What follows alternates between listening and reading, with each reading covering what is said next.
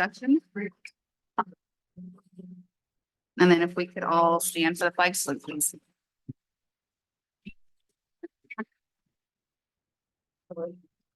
Pledge. I pledge allegiance to the flag of the United States of America and to the republic for which it stands, one nation, under God, indivisible, with liberty and justice for all.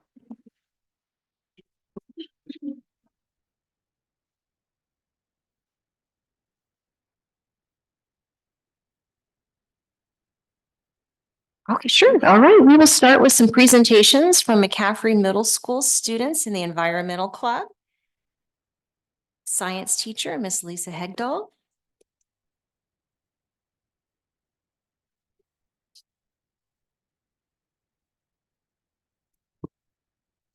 Hi, good evening. Thank you for having us this evening. My name is Lisa Hegdahl, and I teach 8th grade science at McCaffrey Middle School. And I'm also the co-advisor of the McCaffrey Middle School Environmental Club. And I'm also here with Mrs. Bino, I'm co-advisor, Lisa's assistant. I like it that way. So we started the Environmental Club back in 2018-19. And then like a lot of things, our club got derailed for a few years. Pardon me. And after COVID kind of settled down, we were able to start up the club again. We've been meeting consistently for the last 3 years. Where am I going? Oh. I'm doing the arrow. That's okay. There we go. That's okay. It's all good. I deal with this technology every day. So, all right. So the purpose of our club originally is to engage students in activities that promote awareness of the outdoor ecosystems that are in their backyard. And essentially what that means is that both of us feel like our students are in a very unique area. This ecosystem is unlike any other. And so we really wanted the students to be able to get out and engage in that ecosystem. So we have the Delta, we also have the Cosumnes River, which are just amazingly special. So we really wanted a vehicle for the students to explore those areas. One of the things that we do, well, we kind of divide the time of the club. We have about 1/3 of the meetings are held on campus, and then about 2/3 are held at the Cosumnes River Preserve. We take field trips out there about every 4 to 6 weeks. One of the things we'll start the students off with at the beginning of the year is when we had the NGSS early implementation grant, we purchased 40 pairs of binoculars. And so we first start with an activity where we teach the students how to use the binoculars. We have some duck decoys we put all around campus and they have to find them with the binoculars. And then anytime we go out to the preserve, we'll go ahead and use the binoculars. And then we also, Ms. Mino, was able to find some small nature journals. They're really super small. They fit in your backpack really easily. And so we spend one of our meetings at the beginning talking a little bit about nature journaling. What is it? What would you do with a nature journal? And then they can bring them out to the preserve whenever we have a field trip out there. We also use them on campus. But then because we do start our field trips in September, they can observe the habitat, the ecosystems, the animals, the plants as they change over time during the year. And so we're able to do that with the students as well. Along with our activities at the preserve, we also have opportunities for community service, which one of our students will be speaking to. And then this year, AmeriCorps was out at the preserve and they were doing some volunteer work out there. So they did a little presentation to our students about environmental science careers, as well as volunteer opportunities. So we have with us tonight 4 students from the Environmental Club. We have 2 8th graders, Nat Dunphy and Valerie Perez, and 2 7th graders, Damian Miller and Isaac Rodriguez. And I'd like to turn over the floor to them.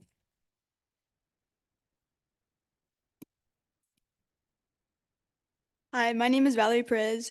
I'm an 8th grader, and I've been in the club for 2 years now. My favorite thing about the club is how all of our guides, whether it's Bill Beckett, John Durand, or the Wilderness Inquiry, always point out interesting plants or animals they spot. An example would be when we were walking on a trail once, and Bill spotted a plant with square-shaped stems.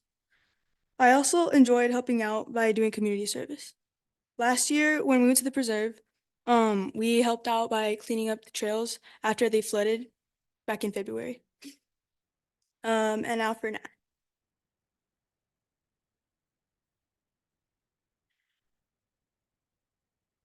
I'm a little short for this. Hello, I'm Natalie Dunphy. I'm an eighth grader. This is my first year in environmental club. And my favorite part of environmental club was the journaling. The journaling has actually really helped me remember the wildlife and the plants I see for when I go back to the preserve or when I go to new places and see the same things, and I can point those out. And Damien. Hi everyone, my name is Damien and my experience in the environmental club was great and I enjoyed how fun it was. One of my favorite field trips in the environmental club was the first one to the Consumnes River Preserve. And the supervisors answered a lot of my questions, which was one of my main reasons for why it was my favorite. And something that I learned during that trip was about the turkey vultures that lived there. It was very interesting. The supervisors answered all my questions and it was fun. Now Isaac's turn. Hi, my name is Isaac Rodriguez. I am in 7th grade at McCaffrey. This is my first year in the environmental club. I also had good experiences in the environmental club. I loved doing activities during our school meetings. One activity we did was we made environmentally friendly plastic toys out of milk and vinegar. Miss Egdahl will pass out some. Another activity I enjoyed was exploring the McCaffrey campus for nature, and we put it in our nature journals, sketching or just writing about it. And yeah, back to them.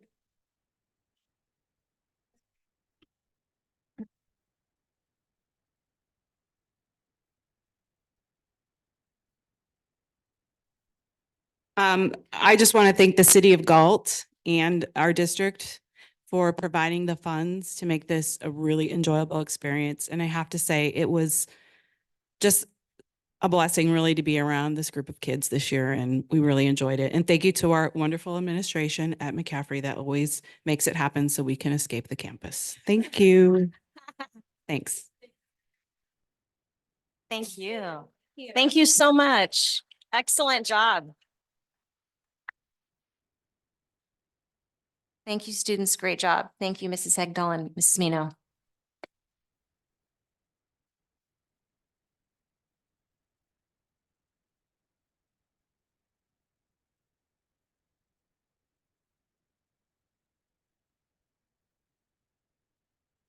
Okay, I will review the board meeting protocol as we officially start our meeting. Our meeting is being recorded. It is open to the public and it's being broadcast live through Zoom teleconference.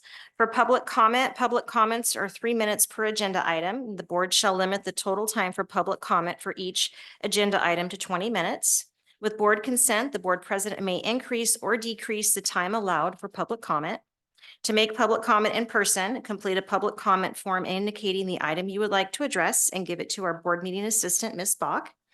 Email public comment should be emailed to the superintendent email address 24 hours before the meeting and would be posted on our website with the agenda.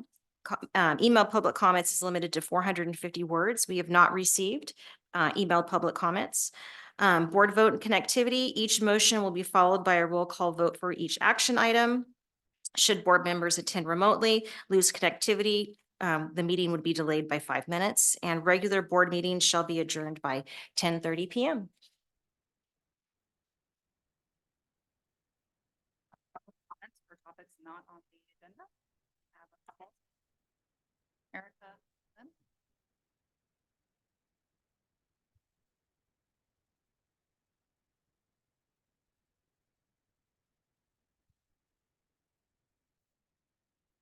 Hello, members of the school board. My name is Erica Lim, and I am a 6th grade teacher at Valley Oaks Elementary. I'm here to talk to you about the issue of class size and its impact on student learning. For the past 3 years that I have been at Valley Oaks teaching 6th grade, we have had smaller class sizes, which has led to remarkable results in terms of student achievement. Our test scores have shown consistent improvement during this period, showing that lower class sizes do contribute to improved academic performance. One of the most significant benefits of smaller class sizes is the opportunity for personalized instruction. With fewer students to manage, we have been able to allocate more time to work individually with each student. We have been able to address each student's unique needs and help them develop a deeper understanding of the material. This has helped us create an environment where students feel supported and valued. Another advantage of small class sizes is the reduction of behavior issues. With fewer students, teachers can more effectively manage classroom behaviors and have an environment where learning and excelling is the main priority. There are fewer disruptions, which allows for uninterrupted instruction and greater student engagement. Additionally, I'd like to advocate for the unique needs of our special day class students in this decision-making process. It's important to acknowledge that our SCC students require additional support and accommodations, not only academically, but also socially. I have had the pleasure of having our 6th grade SCC students push into my class the last 3 years.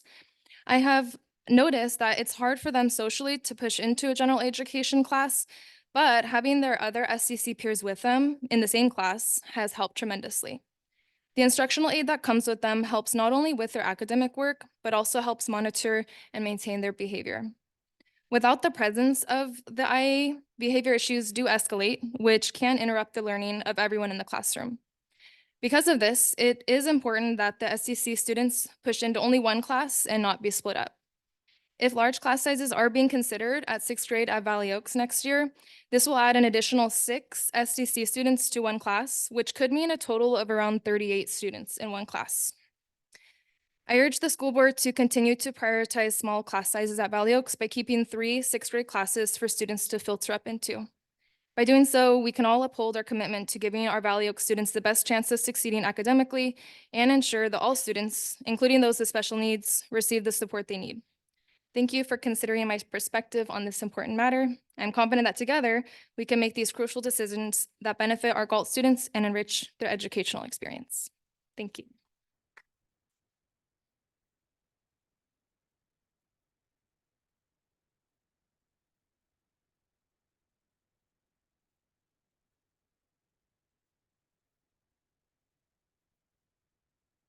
Hi, my name is Kim Zama, and I'm a 30-plus year veteran of Valley Oaks School, and I currently teach 6th grade. I'm here to speak on the same topic of class size. Although I do understand that there are financial considerations, but the 3 classroom setup at Valley Oaks is a system that's working to help more of our students reach their potential, and it should not be dismantled. It would make it much more difficult for our children to succeed in larger classes with less small group, personalized instruction from the teacher. Valley Oaks is the school in the district with the highest need by far and requires additional resources to help our students succeed. From the most recent posted SIPSAs, 83% of our students are socioeconomically disadvantaged. That's 5 times more than one of our schools. 2 times higher than a couple of our schools and 20% higher than the next number, which is 60. We also have more than 50% of our students are English language learners. That one is 5 times as much as one of our schools and more than twice as many as any other school in the district. It's a huge difference that a huge challenge that Valley Oaks faces that other schools don't. It's a steep hill to climb, but low class size has been a huge contributor to our doubling the only 16% of our students who came to us proficient in math, up to 38%, which is a 16% gain. And the 32% who came to us proficient in English that we raised to 49%, which is a 17% gain. We've seen similar improvements over last year's scores through MAP testing, and we fully expect to see at least that much growth, if not more, from this year's SBAC testing. What we've been able to achieve in 6th grade is dependent on low class size to allow us small group or one-on-one support. In addition, losing teachers who understand upper grade math and have the ability to make it accessible for students is short-sighted. Understanding the math and being able to break it down so that students can understand it is not a skill that everyone has. We currently have 3 teachers in the grade level who have that skill, and it's shown on our test scores and our achievement of our students.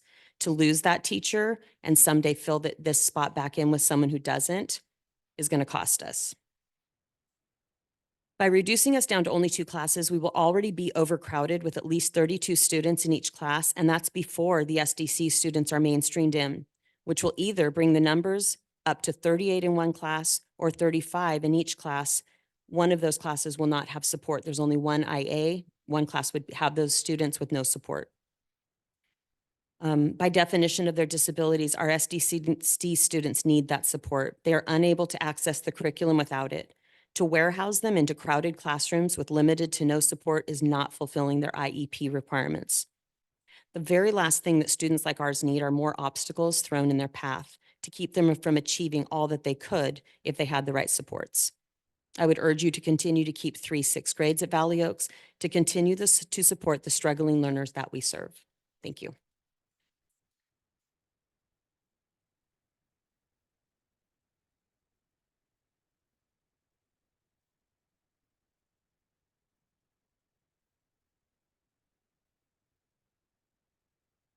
Good evening.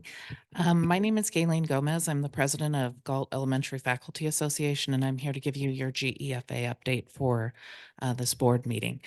You will notice in your packet that we did sunshine Article 5 hours and Article 12 leaves for the next bargaining cycle, 24-25, as well as compensation and benefits. Those are open every year. Additionally, what I wanted to share with you is we did have a communications meeting with the district in April. I believe it was April 24th, and I wanted to highlight a couple of things from that I thought would be important for you to know about. And one of them, the first one would be the school of choice, the option of school of choice. And GEFA would highly support pushing the date out for school of choice such that students who live in an area surrounding their school have the ability to attend their neighborhood school. Right now, we have at least one school site that has to filter students to another school site when they come in because they are full, and part of that is due to school of choice. So we would love to see those dates pushed out so students living in the attendance areas actually have the option to attend if they choose. And then the other thing I wanted to bring to your attention, and this is a good thing, is last year in communications, we talked about the burden of completing CUMES. Elementary teachers K through 6 are required to complete cumulative folders for students at the end of each school year. And a lot of that information is actually accessible in our student information system. And we wanted to point out that we are very grateful that the district listened to that. And this year, the tasks being required of teachers are actually considerably lesser. Thank you so much.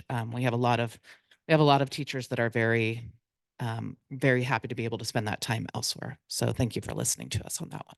So that's all I have. Thank you.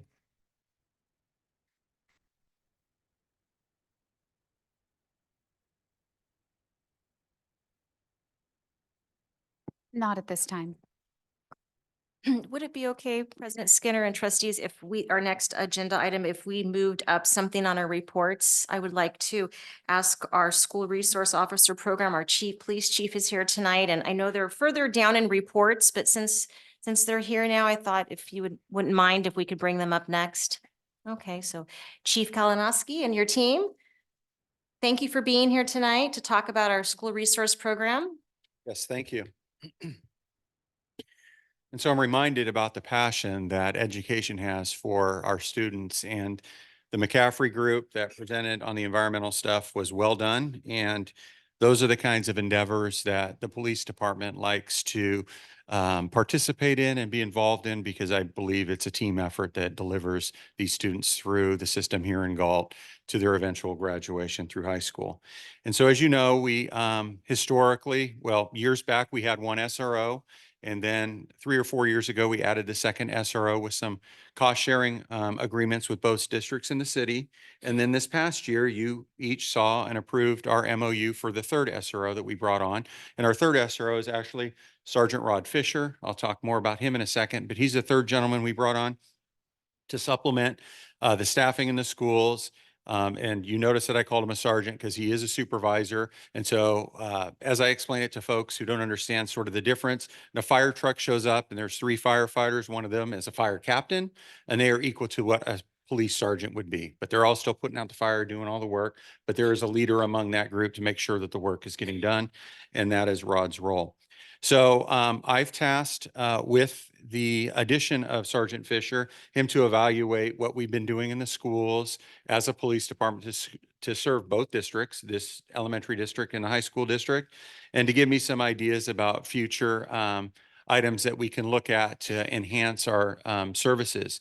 And with that, Sergeant Fisher is working with our community service officers who deliver some of our character counts programming in the elementary schools, our diversion program that you're probably going to see manifest itself a little more in middle school and with the high schoolers, and to make sure that we have sort of a comprehensive view and ongoing engagement in that program and in deferring the right kids into that program so they avoid the juvenile justice system.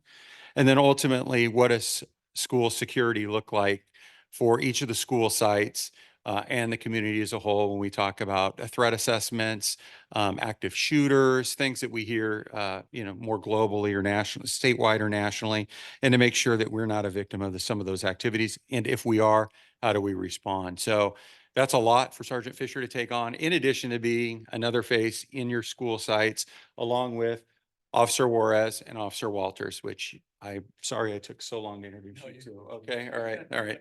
So I will say that Officer Walters has been doing the SR program now for 2 years.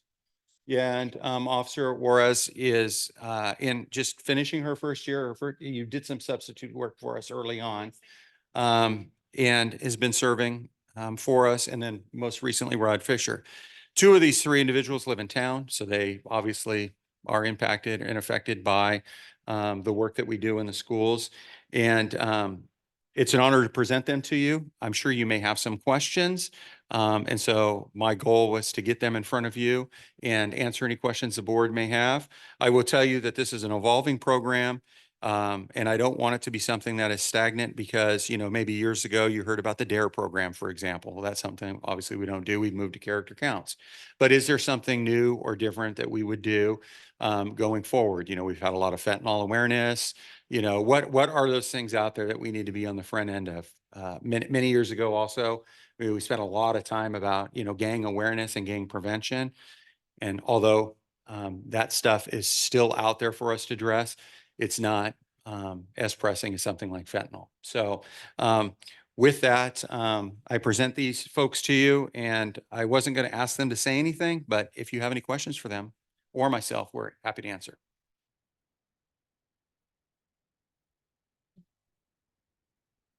Well, we're excited to have I think I can speak for all of us, that we've all been on the same page with that. It's nice to have a third. And I know the students seem to really enjoy, especially the elementary, you being on campus.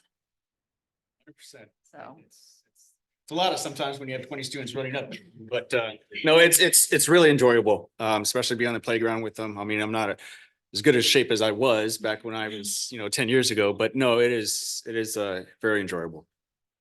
and I think it's important to build that relationship with them at the elementary level so that when they go to the junior high. No, 100%. Yeah. And then once they hit the junior high, we have a rapport with them. We know them. They know we can talk. They can talk to us. We're not, just robots. So yeah, it is nice. Yeah, Officer Walters has done a great job. He's with our district, the elementary district, Monday through Thursday, and he's gets out there on the elementary sites too, not just at McCaffrey. Of course, McCaffrey is a priority in the mornings and lunch and things like that, but he's getting to know the kids and the staff at the elementary sites, and lots of great feedback. Thank you. And I wanted to add something because I thought about it coming up here is obviously there was a critical incident yesterday, right, with the school bus incident. And so the beauty of having this SRO program is we had the ability to have all 3 SROs at McCaffrey today. So that's a little bit of pull from the high school district, but in the reverse, that will happen with the high schools where we do that very same thing. And we were able to use a person serving in our problem-oriented policing program and our mental health therapist that comes into town to be involved with anything that needed to occur today at McCaffrey. So I like the nimbleness of the program and the ability to push and pull where those priorities are. And thankfully, things were bad enough, but they weren't worse than they already were yesterday. And so I did want to throw that in because it was an important topic. And thank you for the communication. Great working with the police department, very responsive. We can reach out, whether it's text, whether it's 10 o'clock at night or whatever it might be. Sergeant Fisher, and just, yes, great communication always, and especially last night too, when you were quick to support and pull staff at McCaffrey this morning. So thank you. If I might say that Come on, Rob. our priority is engagement with the schools. And one of the things that has happened as we progressed is that police officers as a whole look at the schools differently. And so part of my job is going to be that migration from how the SROs are operating and working with the patrol units, the investigations unit, so that we can access some of those capabilities when we need to, and there's not a complete separation. So that's one of my priorities moving into next school year. Thank you. And then I wanted to close with saying, because we see it at the state budget, we recognize how precious every dollar is that you have to allocate. And so we don't take that partnership lightly. And so we work hard to deliver with our best intent, day in and day out, the best service that we can, schools or otherwise, but specifically for the schools right now. And so we are willing to learn and evolve as we have to and as we should. And so I work closely with Lois, and when she needs to clean me up a little bit, and we do that. So you have a great leader here, and it's been a pleasure to work with her. And if anytime the board needs my ear or otherwise, I'm always available to you. Thank you. Yeah, I just had a comment. I just wanted to say, you're looking at different things, especially, I just want to compliment you on your Instagram sites, because I think the caring for your community really comes through on that. And I think that that's super important, especially with the younger the younger students. So just want to say thank you, and thank you again for helping yesterday in that critical incident. So that's it. Thanks. And I did not purposely forget the teen center, but that tends to be the higher grades. But we could see some middle schoolers use that service, and I want this program to be engaged in things beyond really 8 a.m. to 3 or 4 p.m. timeframe, because there's a lot of stuff that happens after school that affects what's happening in these school sites on Monday mornings and otherwise. So thank you for your time. And I promise Thank you. I don't want you here till 10:30. So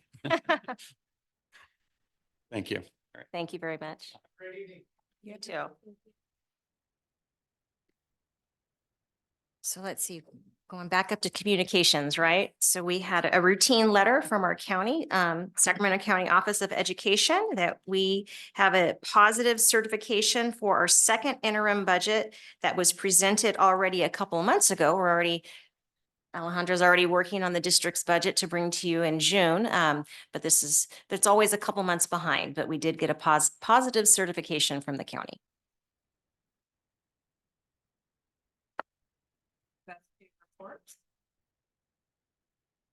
All right, so go ahead. No, go ahead. We have the LCAP goal number 1.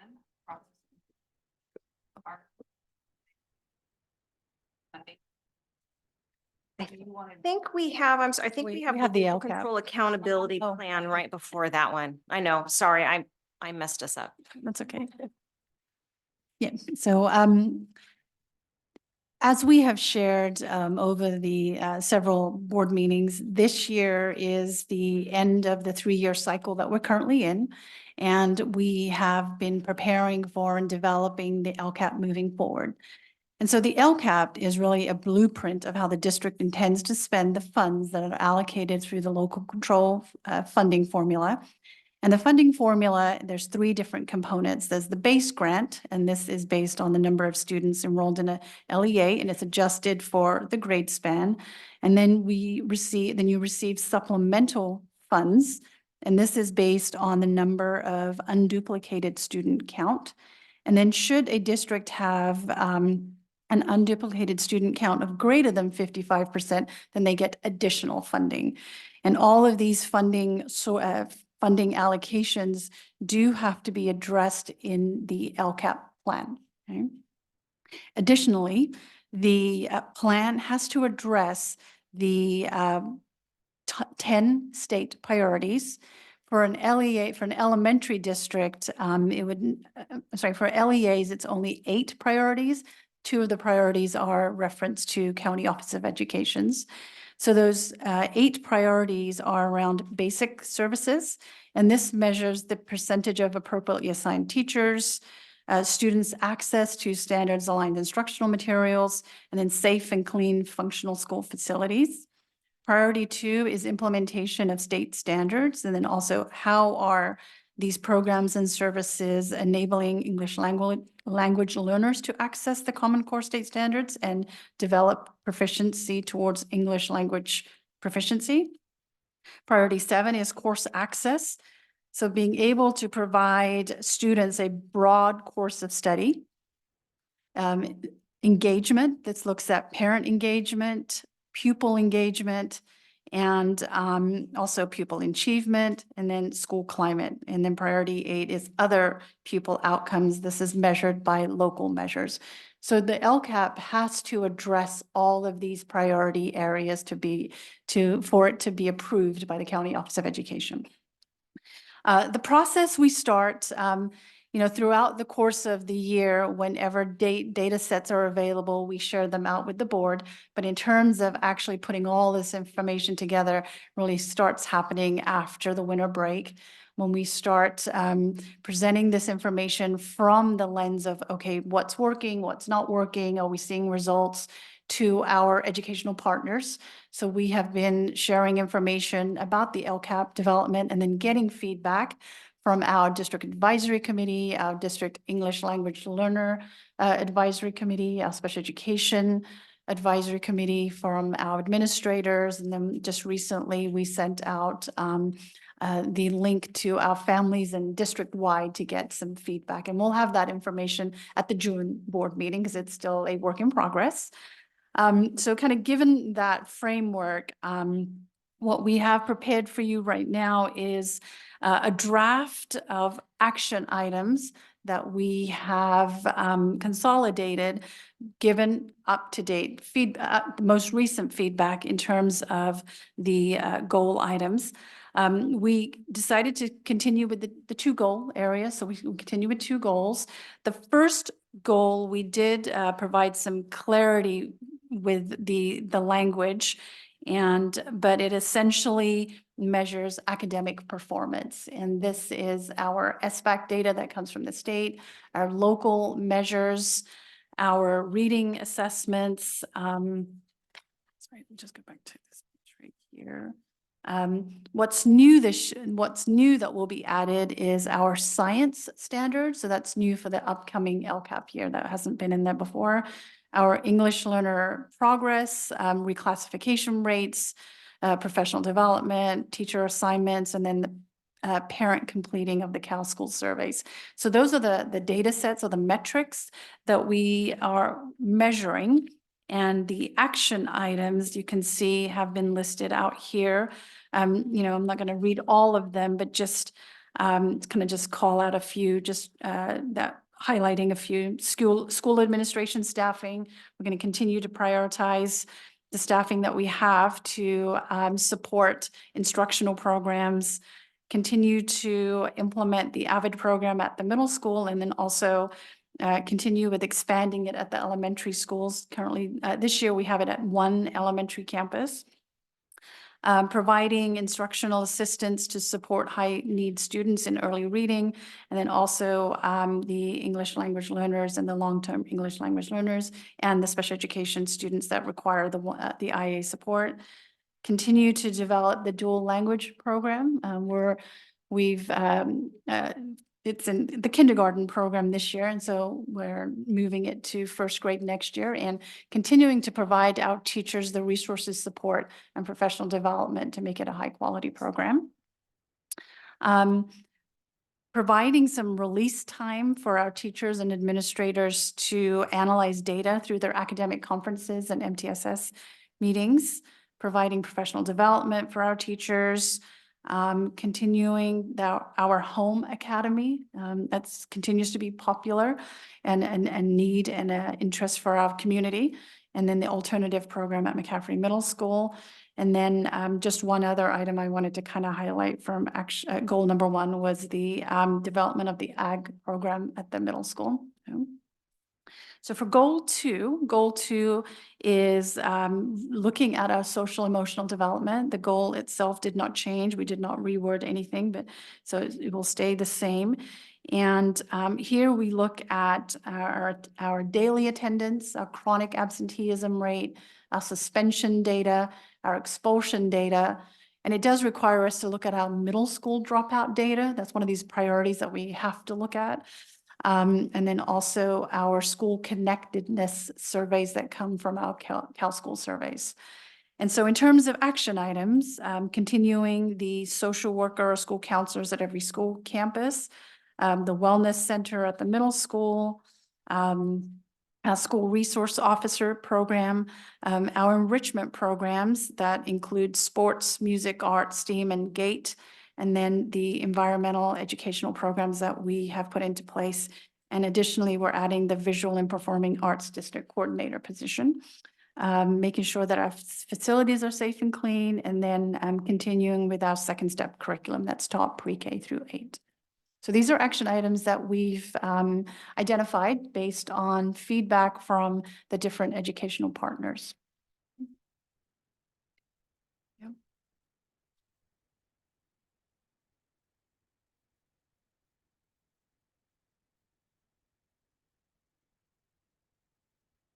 No questions? No? All right. Thank you, Kuljeet.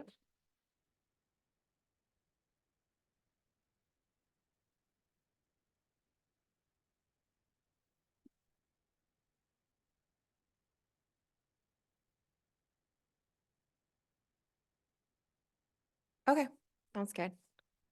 So we wanted to take some time. There's been new frequently asked questions on CDE about Prop 28. So I wanted to share some updates and details of how the funding it's supposed to be spent and allocated by site as it's connected to auditing and how we have to report to the state and our auditors. So just to brief, I want to start with how can we use these funds? I know you probably seen this before, but it's the arts education program includes instruction, training, supplies, materials, dance, media, music, theater, visual arts, also painting, sculpture, photography, crafts.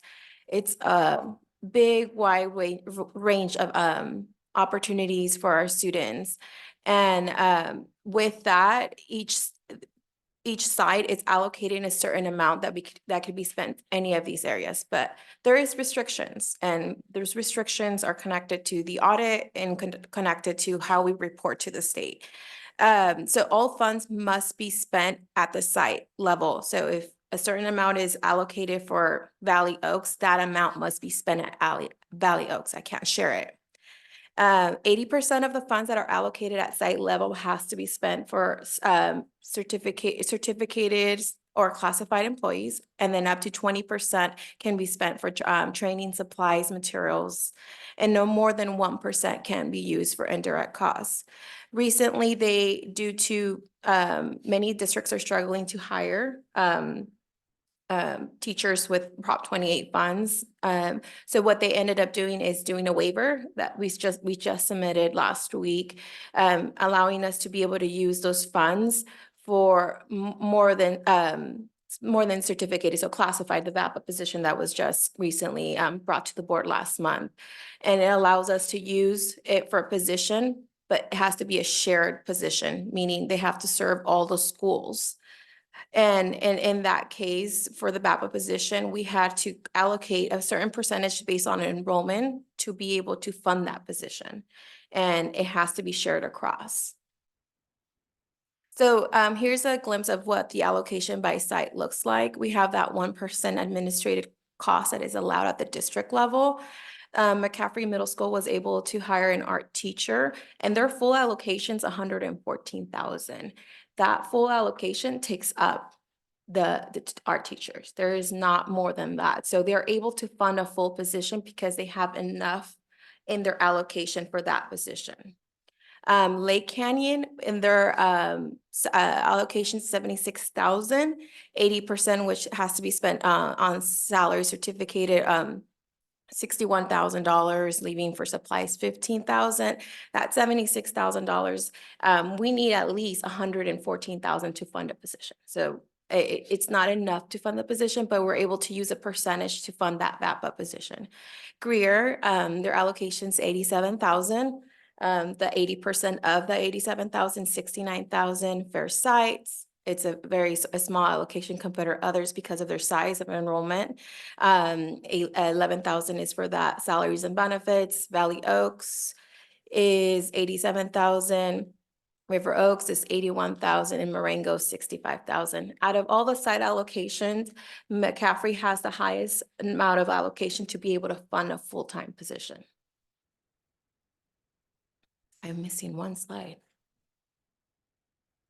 Oh, okay. So one of the questions is on the CDE website, because many districts have been asking, can the district reallocate the funds from one school to another? So this question's on CDE because many districts are asking for that. The law mandates that the funds must be used in the allocated school. However, you can share staff with sites to be able to fund a position with Prop 28.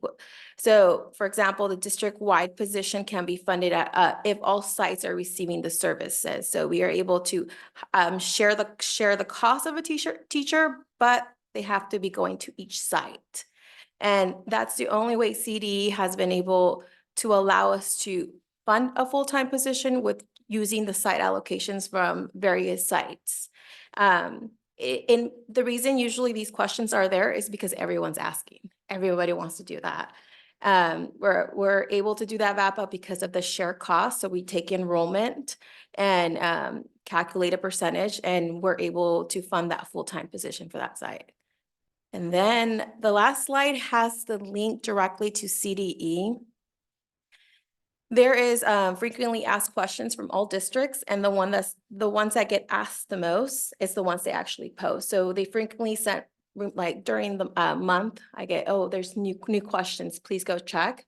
And as I get new information, I share with cabinet, hey, there's updates, but we apply for the waiver. That waiver only allows to be able to use the funds for more supplies, more services. It doesn't allow to waive the way the funds are allocated by site. So it sounds like, oh, now we could use it for more things. No, it has to be spent still to that site. And then I'm ready for the questions. Yes.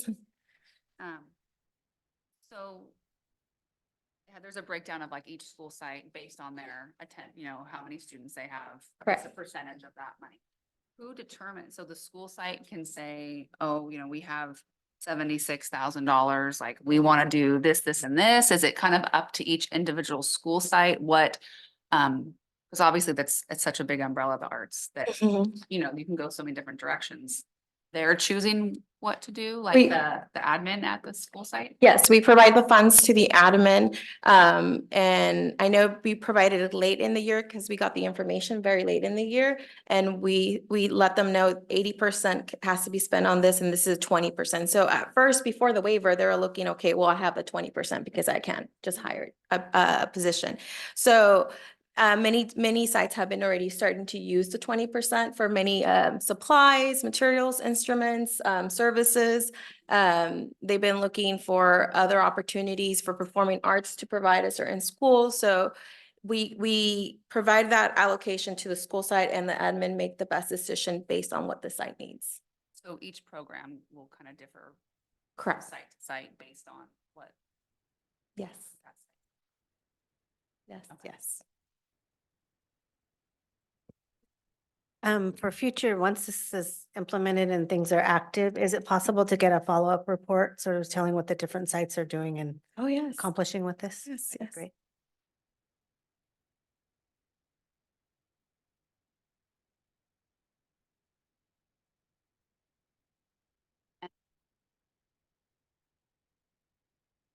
The coordinator for the whole district would help coordinate at each site.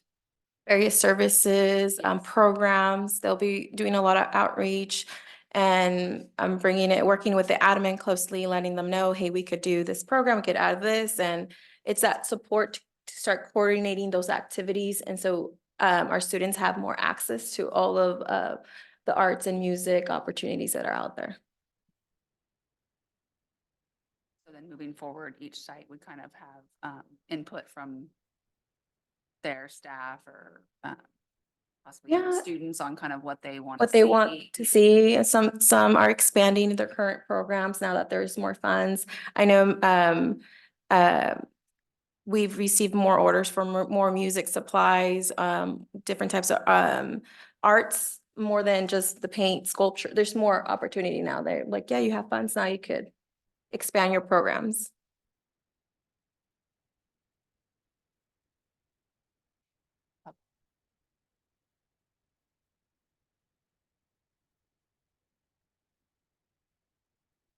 Curtis, right?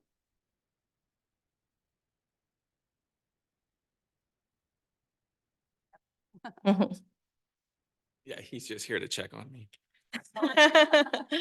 My name is Omar Anzaldua. I'm the music teacher at Valley Oaks. I'm the full-time music teacher at Valley Oaks. And last time I was at the meeting, last month, I spoke about the benefits of having a full-time music teacher. And I think that this Prop 28 is an important part of the discussion of how we can get that in every site.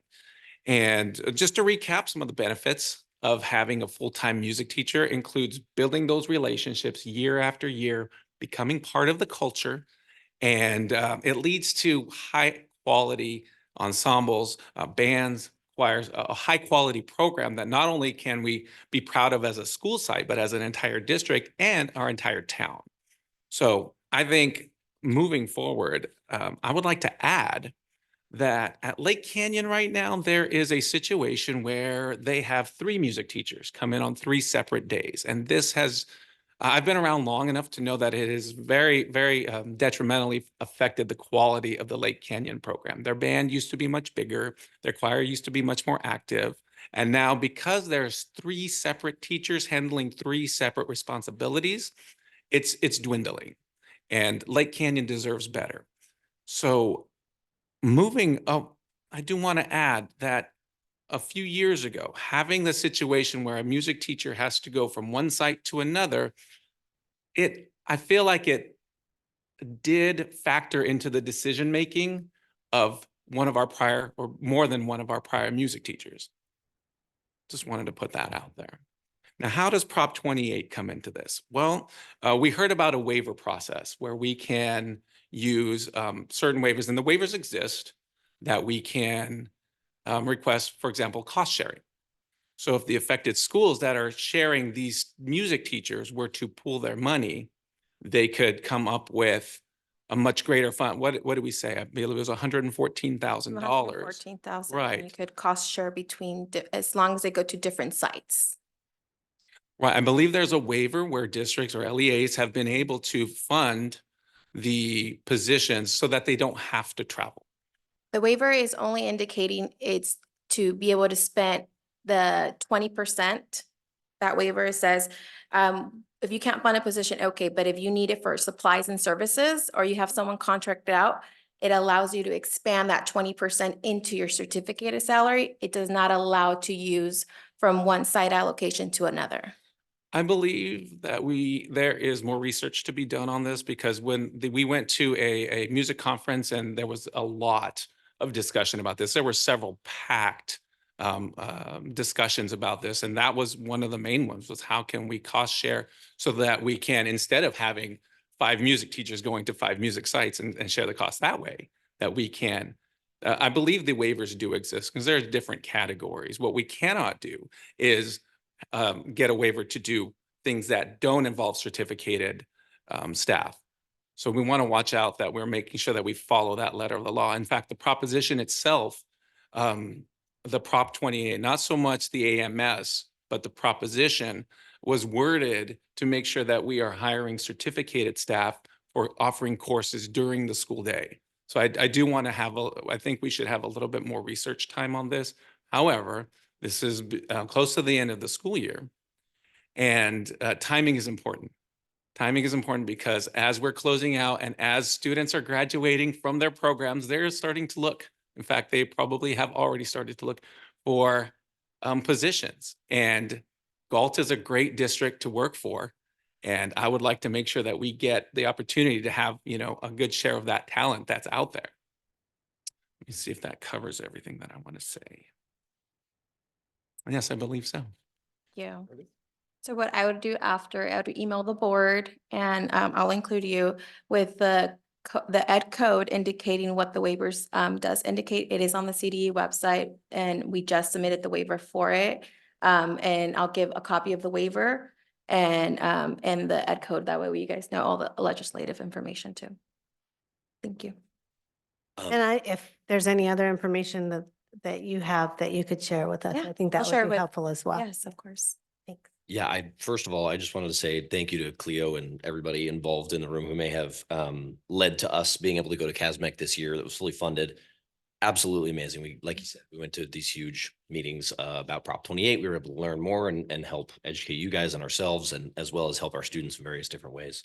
On the topic of the waivers and things, I don't know what it is that there could be to solve this problem in terms of pooling money. I do know that I saw there was a difference, not in terms of the district, but in terms of the site itself. So whether it is an elementary site or a middle school site, I saw it was very clearly defined in the notes I have from our CASMEC meeting that the middle school sites are explicitly site funded and you are locked into that. Whereas what I have written from my notes, scrabbled onto a sheet of paper, is that the elementary schools are district wide versus explicitly site wide. I don't know exactly what that means. It seems that you know more on the topic than I do, but I will say this much, which is that I do not think it is yet time to give up on the fact that we can use these funds to hire a Lake Canyon teacher. And there's many reasons why, many of which he has covered.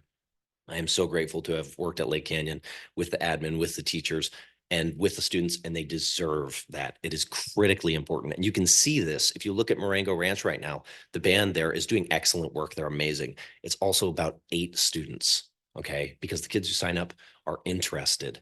And at Marengo, they previously had this situation that Lake Canyon now has, where they had the revolving teachers, different people, multiple people, and they dwindled. Now they finally have the one teacher and they have to start back over from almost nothing because the kids haven't experienced this in so long.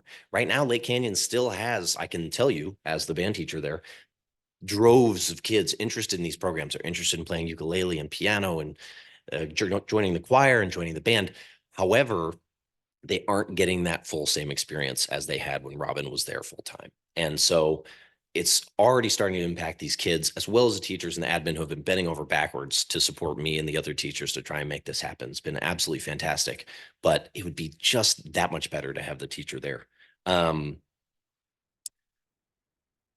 Yeah, the only other thing I was going to say is kind of mimicking what he said, which is that I can tell you from having been on the job market recently, I came in 3 years ago. I'm still a pretty young teacher. Having a position up at one school is a golden light at the end of the tunnel as a person looking for a job, as I was.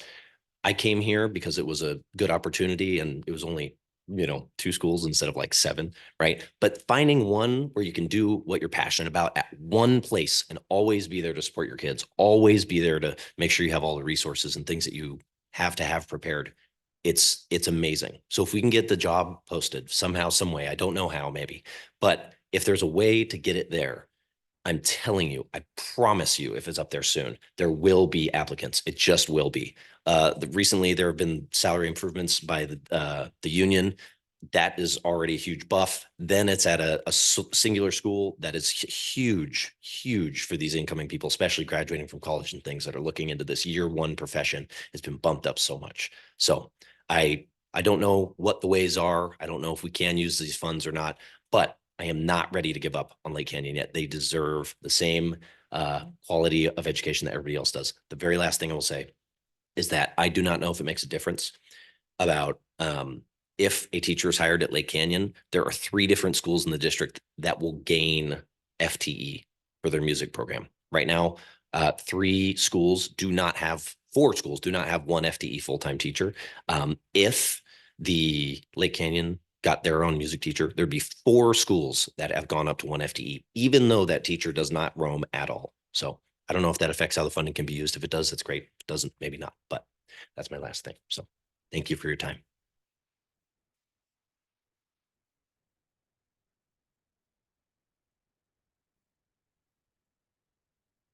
Yeah, I'll include them. I'll include all, and then the recent, there was a CD training about the end of April with updated rules and law and restrictions that was just recently done in the end of April. So there's a Zoom, I'll send the video. It's about a 45-minute video. And then I'll share it with Omar and them so you guys can see the new updates on it. Thank you.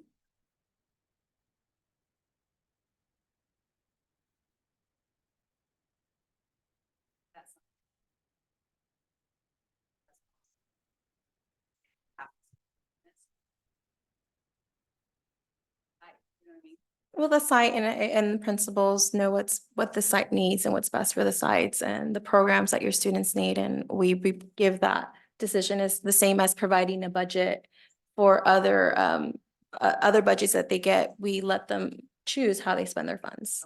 Mhm. Thank you.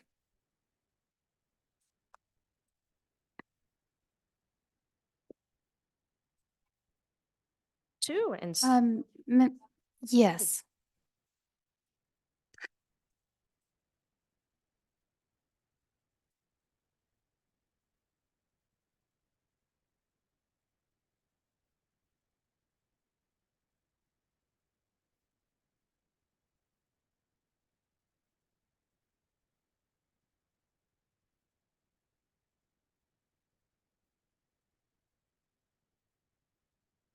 Hi there, Kristen Zipper, teacher at Valley Oaks, GFA bargaining chair. I actually just had a question because I have not gone to any trainings on Proposition 28. And so I'm just sitting here trying to think outside of the box to fund. So my question that I just posed to our exemplary music teachers was, there's no way that we can fund that other piece of an FTE at each of those sites and free up general fund money to then You would have to use general fund to make up the difference. And I know budgets, we'll present the budget in June and what that looks like for next year. But to fully fund it just out of Prop 28, it would mean sharing it. So you could not take the 80% that goes to Lake Canyon, fund that person 80%, take the percentage to make those other 3 sites FTE out of that money to make them FTE at their site, and then just pull the remainder. I have to reflect on the report that we submit to them that they're sharing sites. They're going to different sites. So they're funded by site, first site, Valley. Let's say we need 4 sites, for example. I have to reflect where are they being shared, and how I But calculated if the you're paying formula. for them out of that site's money, you still would have to share them if they're being funded out of that. So if River Oaks only has 4 days a week, you can't take money out of Prop 28 to do the 5th day? And then you couldn't do Marengo and take the 5th day out of Prop 28 money just for their site? You have to share it. That's how they reflect it. And I think what I'm gonna do is provide that, it's a presentation with all the details of how you could do it, because we're not the only district being asked that question. Other districts that ask, can we just fund a position and share the cost? Because we don't, that amount is not enough for a teacher. No, I understand that, but I'm saying at each site, the 3 sites that are fully not FTE, you could use their site money because that would be an extra day to their site specific. We're talking about Lake Canyon, or you? I'm talking about expanding? all the positions. Right, Thank you. yeah.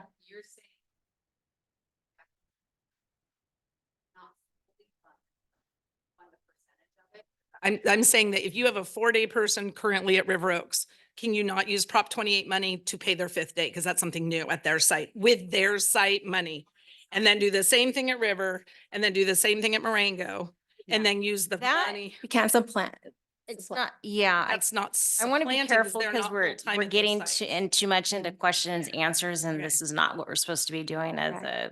as Okay. public comment. I just would, like I But- said, I would just like to explore that because I agree. I really feel like we need to get a full. Yeah, I agree. We need to explore a little bit more, but I think what Kristen is trying to say, and again, we're kind of way off, not what we're supposed to be doing with this time, but I think what Kristen has explained is not supplanting, because if we're using general fund to pay a teacher, say River 4 days a week, and we added a 5th day, we probably could use River Oaks funds, Prop 28 funds to pay for that 5th day. But you're probably still sharing in some way. We'd have to look into that. But I see what you're saying. You're trying to justify that you're adding an extra day. And then creating a new position at Lake Canyon, which would be new. So that, I know you don't have enough to do the whole teacher, Mhm. but you could do a percentage of that teacher and then supplant or fill in with the other one. It's just an idea. So it's just sitting here with wheels turning. Yeah. So. Yeah, we'll look at, we'll look into it a little more. They're under 500 or right at 500.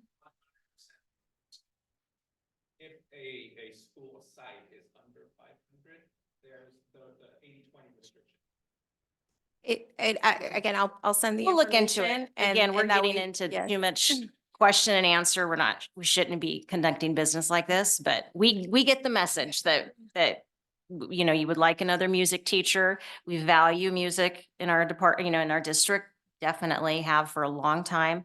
For many, many years, we've been the only district that has provided music at an elementary level long before Prop 28 funding. So it is definitely a commitment in this district to keep music going.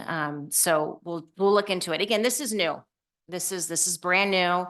There's a lot of strings attached to it. New stuff coming out all the time from CDE. Districts are asking a lot of questions and, you know, it's new for administrators too, to even figure out how to use this money. And we also have a commitment in what we've heard through parent feedback, through getting feedback through the LCAP development, is that they want to see more opportunities than just music. Yes, they love music, but there's theater, there's art, there's dance, I mean, the list was up here. And so we have to follow that as well. But we're not shutting the door on it. Let's do a little bit more research and we'll bring it back to you.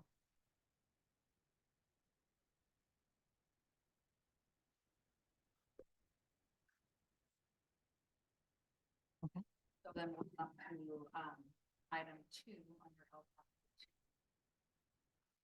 Yes, thank you. So back in August 2023, about 8 months ago, the board chose to approve a contract with 196 Architects to develop a facility master plan. It's been quite an adventure, and 196, their team has been great. They've helped us develop a planning steering committee that has met monthly. It's been comprised of administrators, teachers, parents, and we've just been working on this and done a great job presenting what's in your packet for you tonight. And we have Madeline Valena here from the firm to explain the process and kind of the outcome and what we could potentially do with facilities in the next 10 years in this district. Thank you so much, Lois, and all of you for having us here. This truly has been a great experience for 196 Architects to get to know the district better and better understand their needs. Again, my name is Madeline Vienna. It's nice to meet all of you. I'm a job captain and designer with 196 Architects, and I'm usually accompanied by my principal in charge, Mariana Alvarez Parga. Unfortunately, she couldn't be here tonight. So yeah, let's just get right into it. So just to describe a little bit about what we're going to go through tonight. So the purpose of the facilities master plan, our implemented work plan, and the process and strategies that we went through as a group, as a team with the district to get to where we are today. The components that you'll see in the master plan report that we provided, and a sample of one of the proposed master plans for one of the schools. We have prepared all of the campuses to present, but in the interest of time, if we want to keep it to just one, we can do that too. So let's go ahead and get started. So for the uninitiated, the purpose of a facilities master plan is to provide a long-term, high-level plan that determines the district's facilities, conditions, and needs. So what this is intended to be is a roadmap to inform future capital improvements, to help prioritize deferred maintenance projects throughout each school site, and encourage alignment to modern education facility standards as well as the district's strategic objectives. So this was a little bit about our process that we went through with the district. We had it broken down into 4 separate components. Part 1, we kicked off With our team, we established communication channels and did a lot of front-end data collection in terms of research of the school sites, survey collection from staff and admin at each school site, as well as parents.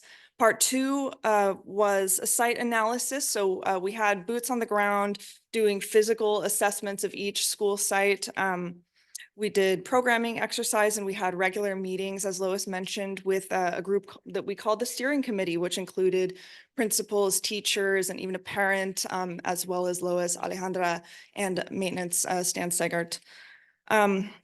Part three was conceptual designing phase. So in these meetings, we had several breakout meetings with campus leadership individually to determine their best envisionment of the future of their campus and to determine priorities of what kind of projects that they would like to see happen within the next 10 years and beyond. And then part four, we put together all of this information, all of the data we collected into proposed project lists, developed some high level, rough order of magnitude cost estimates for each of these projects, and put everything together in a narrative report to summarize needs, findings, and our recommendations as architects and designers. So here's our table of contents, just a little high-level overview of what we will be including in our master plan, executive summary, conditions assessments, our stakeholder engagement, and then a site-by-site breakdown of all of the components that went into these recommendations. So starting from conditions assessments to utilization plans, understanding how each campus's facilities are currently being utilized, and then our proposed master plan and project lists. So here's just an excerpt from our executive summary showing that the Galt district's guiding principles is what we use as a starting point. We analyze the LCAP goals. We discuss all of this with the steering committee as we were early on in the development of this master plan. Part two is conditions assessments. I know this is impossible to read. This is just an idea of one of the components that we've included. The matrix that you're seeing is a site-by-site comparison of all of the different programs, schools, quantities, areas, sizes of each of the spaces that are currently there. And as well as some photos of existing conditions and our observations. Those are all included for each site. Part three, stakeholder engagement. The top kind of org chart that you're seeing is just a little bit of our communication channels that we established. We had an executive team, which included Alejandra, Lois, Stan, as well as the design team. Below that, we have the steering committee, which was made up of principals, administration, and teachers from each site, and in one case, a parent. And how that worked was we channeled information from them. They brought our survey that 196 conducted to each campus to ask users for feedback. Users included parents, admin staff, teachers, and campus leadership. And throughout all of these meetings, we would discuss the feedback collected. We would go side by side with each representative from different campuses and talk about each school site and where there were extra needs and benefits, and just compare and gathered consensus on some project lists that were identified district-wide, so all sites, and here they are. So in general, a need for more outdoor learning spaces, so shaded areas with seating where teaching can take place outdoors. Shade structures were also a big need, whether they took place at drop-off and pickup zones, existing playground equipment, or seating areas to protect kids from the hot California sun, which we're experiencing today. Building modernization and portable replacement was another big one that came up. So while certain facilities are newer than others, some are aging, what really stood out was the portable classrooms. There were many portables that were over 20 years old, operating well beyond their recommended lifespan. Gender neutral restrooms, the addition to at least one of these student assigned gender neutral restrooms per site was also identified as a project, as well as general parking lot reconfiguration. There's with a growing need of staff and visitor parking, this became a priority for most of the campuses. So before we get into our conceptual plan for River Oaks that we're going to present, I just wanted to share. So this is really the exploration of our initial ideas, right sizing all of the spaces and analyzing the feasibility of the projects. This is meant to be a diagrammatic graphic outline of what could happen. It's all very hypothetical, but we right size the projects appropriately and are just using this as, again, a guidebook, a roadmap to determine potential future projects. So this might be a little bit hard to see too, but what you're looking at is the River Oaks site map. And as you can see, there's these big colored boxes everywhere. We're using this to describe the work that's going to take place, or that we would propose to take place. And this is all outlined further in the facilities master plan with legends. So it'll be a little bit more comprehensive, but just to walk everyone through what we're seeing, these red boxes are all identified as new construction. So starting from the top of the site, you see these big red rectangles. These are representative of new permanent classroom buildings that would replace the aging portables at the north of site. And again, these are very graphic, diagrammatic. They're not intended to represent the actual building design. They're just, you know, allocations of space on the site. So each red box is new construction, whether it's a permanent building like the two big ones at the north of site or the small ones, which are indicated as portable building replacements. The big yellow block in the middle is one of the existing permanent classroom buildings that we've called out as yellow as an identified recommended modernization of that building. So updated finishes, updated fixtures, HVAC system, all of this is like further described in the project list that I'll show you soon. And then the little blue rectangles that you're seeing are shade structures. So these were identified by campus leaders for preferred locations for these shade structures above playgrounds, lunch seating, and the drop-off zone, which you see at the southern end of site, also called out in big kind of gray swaths. That's all representative of expanded and reconfigured parking lots. And so here's a breakdown of all of these project lists that I just described. And so what you're seeing is included for each campus within the master plan, where we worked with our professional cost estimator to establish an opinion of probable cost based on the area, the square footages that we've identified through the site planning exercises. But these numbers, these cost estimates are, they're representative of 2024, so today's dollars, but they're also inclusive of construction costs, design fees, agency reviews. So all sorts of soft costs will all be included in here to try to avoid any surprises. But again, I wanted to reiterate, they're all based on today's dollars. And so any projects that would take place after 2024 would need to take into account escalation. But yeah, so these are all the main components that we'll see in the master plan. I want to pause here and ask if we wanted to move through the other sites, or I'm happy to open up for comment or question. Well, I think what we were doing, because it's impossible to do this for all of the school sites. So Madeline shows, I said, choose one school site to demonstrate what you have developed for every site. So all of the sites have the developed map, a proposed project list. As you could see in the facility master plan, it's over 200 pages, and there's probably 20 pages for each school site. So the cost estimate is there, and she's highlighted the projects that are consistent or came up across all of the sites. That was listed a few slides prior, but definitely have some older portable classrooms in our district. You can see from the pictures that there's some need. There's electrical, sewer, finishing in the classroom. Some of our permanent buildings, the structure is still good, pretty solid, and we've updated the roofing, maybe updated the HVAC, but the interior of the classroom needs some work. New sinks, new cabinets, walls can be, you can take down those walls and put up nice tack board like what's in the new building at Valley Oaks. So you definitely would look at, if we were to get some extra facility money, if we were to get some bond money, we would look at upgrading the interior of some of the existing permanent buildings. Parking came up a lot, especially two sites, Greer and River Oaks. I think that they would say that would be number one priority, is to restructure their parking lots.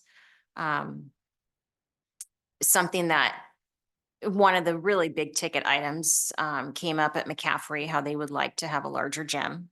That you'll see that in the plan. The gym is small. I think at the time when we built McCaffrey, I think we ran out of money. And so our gym is smaller than most middle schools. And so that's a big ticket item. I believe that's around, what is it, 14 million or so? Something like that. It's in the McCaffrey plan to build a new gym. So just, again, this could go for more than 10 years. I mean, there's over hundreds of millions of dollars you could spend if you did everything in this plan. So it's if and when we get more money, whether it's from the state, whether it's developer fees or some kind of bond, we have a map. We have a good start of where we would start with upgrading facilities. So, but yeah, let's see. Thank you. I think you did a great job presenting the process and showing an example of what we have for each site. So yeah, let's see if our board has questions at this point.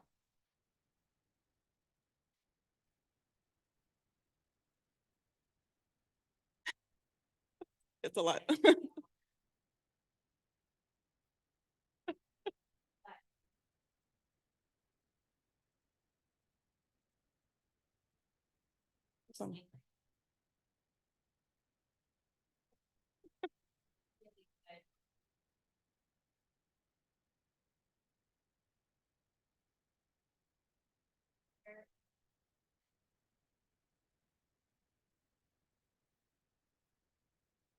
Talked a lot about the importance of Mhm. our voters, about the real needs.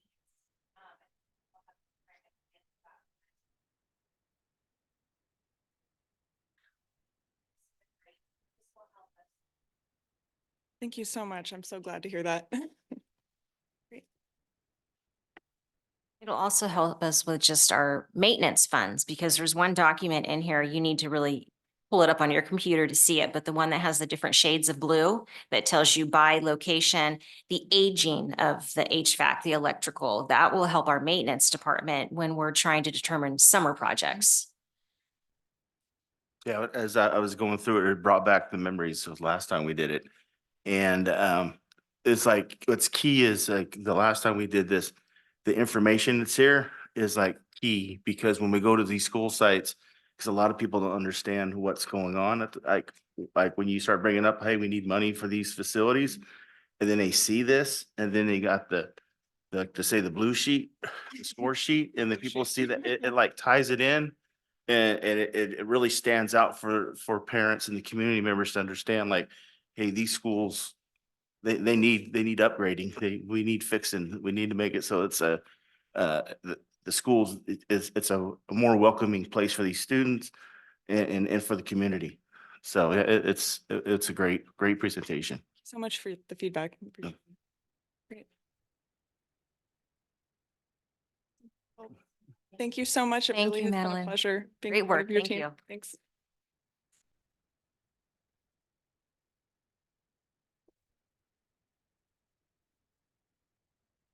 Right, I will, excuse me, briefly give an update on our cast meeting. We had our cast meeting on Monday night, and I thank you, our trustees and president, Casey Raboy and Tracy Skinner, our president, for attending our cast meetings.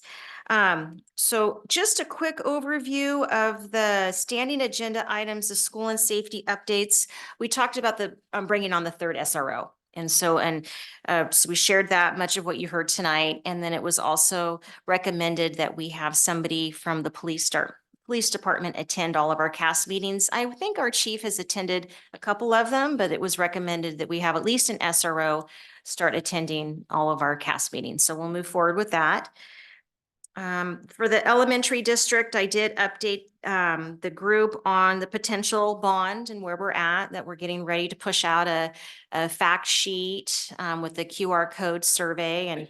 And we're starting to work on a website page that will be dedicated to a potential bond. And so we're starting to roll that out. The board has seen a draft of some of that communication, and we're finalizing that, getting things translated. And so it's shared that that will be pushed out in the community soon.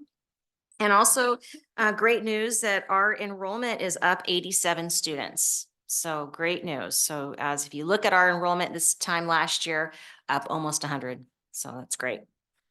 And then the high school shared graduation. Of course, they're getting ready for that at both high schools. They're really excited because they have a nice stage that they purchased this year. I guess they were a little worried about the stage they've been using in the past, but I guess they have a really nice one now. So they shared that.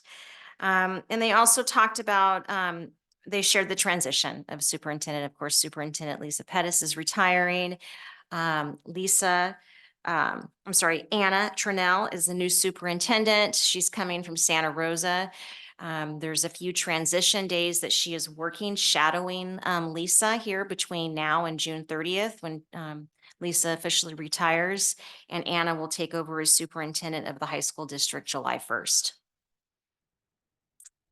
City updates, Chris Arias, the interim city manager, attended, and he gave us some updates about developments. Parlin Oaks, if you've driven over there behind River Oaks, Walnut and Carillion, you can see homes are going up. They have their sign out to come buy a house in the low 400s, I think is what the sign says I saw. So he shared that, but he also did share that development and growth is still slow. It's still slow. So those were our updates for the CAS meeting. And then we can move into school calendars. It's June and there's only 1 week in June on your calendars. So we can just, I think Laura Marquez is with us on Zoom from Fairsight Elementary principal. If not, I can highlight. She is on. Okay. Laura? Yes, I'm here. Can you hear me? Yes, we can hear you. Okay. Well, on May 31st, that will be a day of festivities at Fairsight. It is the last day of our preschool program. So our preschool teachers have ceremonies planned for that purpose. We will also are having a color run for preschool and TK. And it is also picnic on the green. So we will have a lot of families on campus for many different purposes. So we'll be very busy having a whole lot of fun at Fairsight. Thank you, Mrs. Marquez. Gura Elementary, Mrs. Simonich.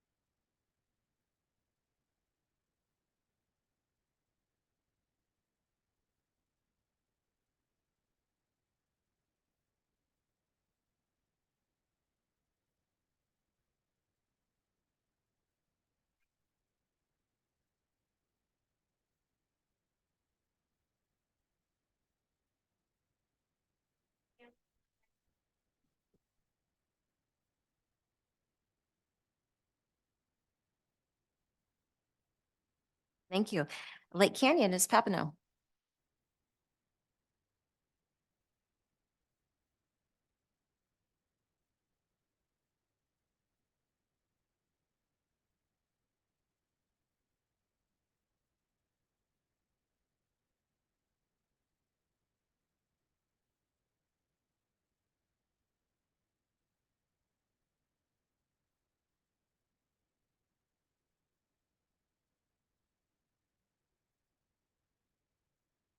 Thank you.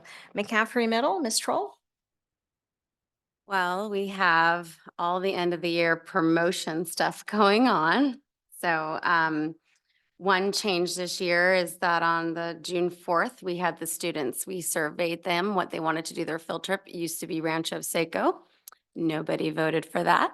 They wanted country club lanes. So they had 3 different options and they decided that laser tag and bowling for the day, unlimited sodas and pizza was the way to go. So that's what they're going to do. And then we have promotion coming up on that last day of school, and 7th graders after the promotion will have a field day. So it's a full week of a lot of fun and saying goodbyes. Thank you. Marengo, Ms. Papineau.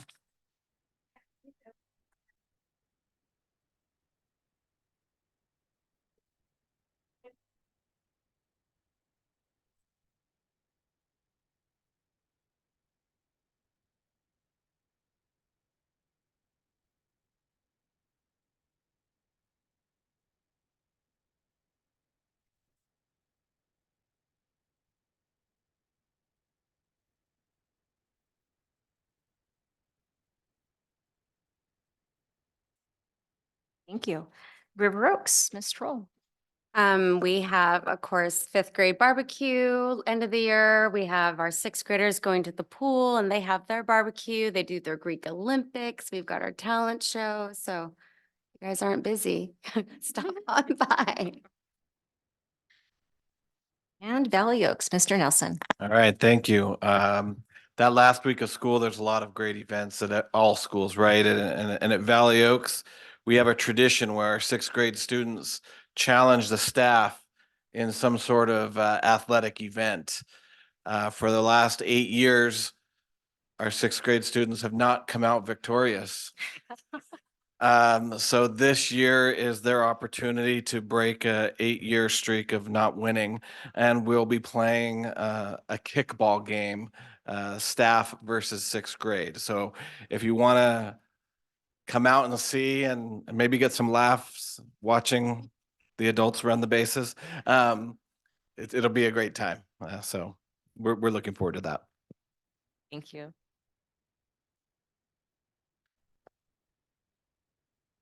Fun time of year. I like that.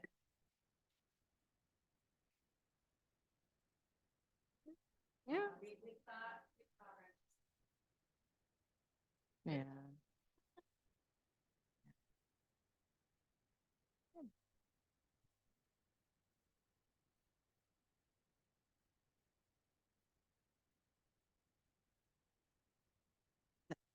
Consent calendar? Yep. All right. So I will highlight our donations tonight for Fairsight Elementary. Athena and Don Buchanan donated $100 to Machin's classroom. Alexis Torres donated $500 for Mrs. Puentes and Mrs. Arana's classrooms. West Side Spreading LLC, sorry, donated books valued at $322. So quite a bit of donations for Fairsight. And then Gallup, the Galt Horse Assisted Learning and Enrichment Program, Jan Louise donated $100 towards the program.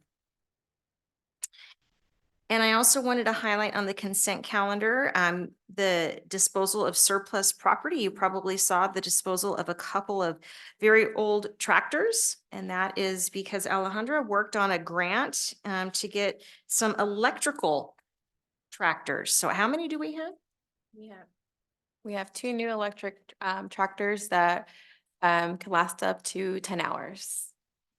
So exciting.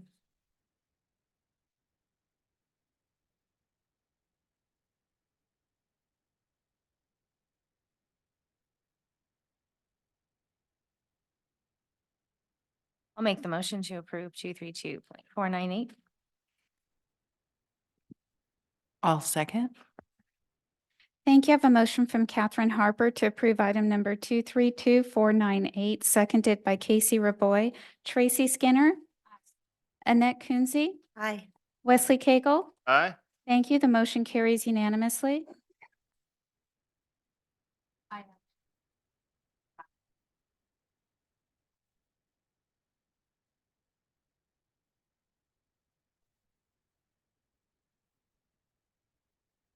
Okay, thank you. So since 2018, the district has partnered with Williams and Associates LLC. That's Mimi Dean Williams, and she's done a great job in the last few years. Because of her work with us, we've received over almost $11 million in state facility matching funds, and that requires applications that we have to submit to the Office of Public School Construction. It's a very, very lengthy and detailed process that it really takes a consultant who knows the system to support districts with that. And so we really need a consultant that can do that. Well, Mimi Dean Williams is no longer consulting. She has taken a position with CDE. She's actually going to be working with John Gordon. So she is stepping down from her consulting firm, and she recommended that we partner with Park and DeLong. They have extensive experience in the field. Regina, who is one of the partners in the firm, even knows about our district and has worked on some of the applications for us with Mimi Dean. I met with them about a month ago and went over the services and the contracts. Their fee will be the same. It's $180 an hour. It's just as you use them. This proposal is not to exceed $15,000. I don't think we've ever come close to $15,000 in a fiscal year for services. It's just as needed when we're ready to submit an application to OPSC or when we need support to check our audits for our expenditures for the school facility projects. So we definitely need a consultant on board to help us with this work.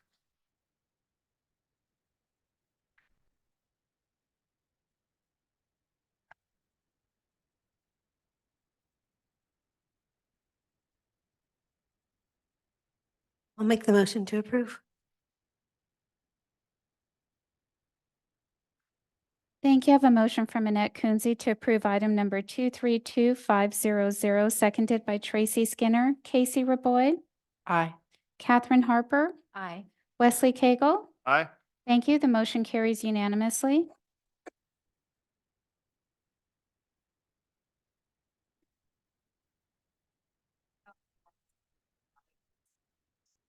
Okay, so just when you receive money from the state for these facility programs, of course, there's an audit. And so this audit is for Valley Oaks. And so when we submitted all of the projects that we performed at Valley Oaks with the bond funds, you ask for a state reimbursement for that. And so they reimburse you at 60%. And so we did receive almost $4 million in state matching funds for what we did at Valley Oaks. And so this is an audit to close out that project. And I believe we have Kyle Montgomery, one of our auditors, with us to explain the process and answer any questions that the board might have. Yes, Kyle is with us. Kyle, can you hear us? Yes, can you hear me? Yes, we can. Go ahead. Okay, sounds good. So yeah, we have these two audits that were completed and submitted to OPSC, one for the Valley Oaks project, the other for the River Oaks project. Valley Oaks, didn't have any findings there, but with River Oaks, we did have one expenditure that was inadvertently included in the project's detailed listing of project expenditures. That one was related to a separate project, sort of unrelated to River Oaks. So that was specified as a finding in the report and passed along to OPSC. From there, they kind of take it and kind of determine what the follow-up process will be. And yeah, I mean, that's kind of just a brief summary of the results of the audit. But overall, they went really smoothly, and just kind of the one minor item that we had with River Oaks. So we kind of jumped ahead, but thank you, Kyle. He summarized both audits because the next action item is the audit for River Oaks.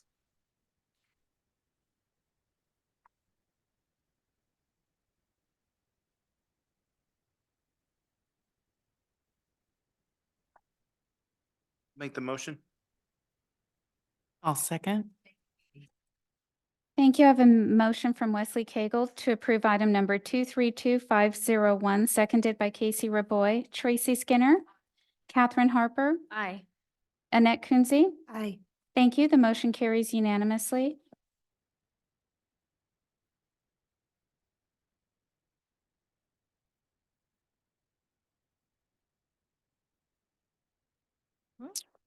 just heard Kyle mention same process with the audit, but there was a minor finding that we reported an expenditure for the wrong school site.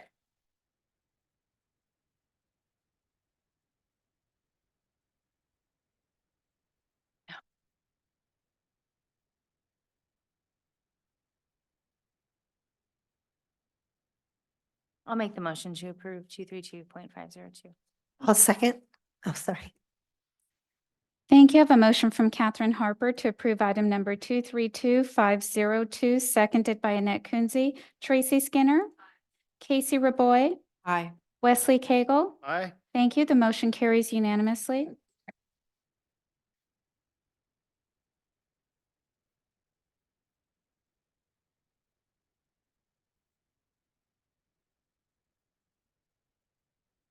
Right, so we're heavy on facilities tonight.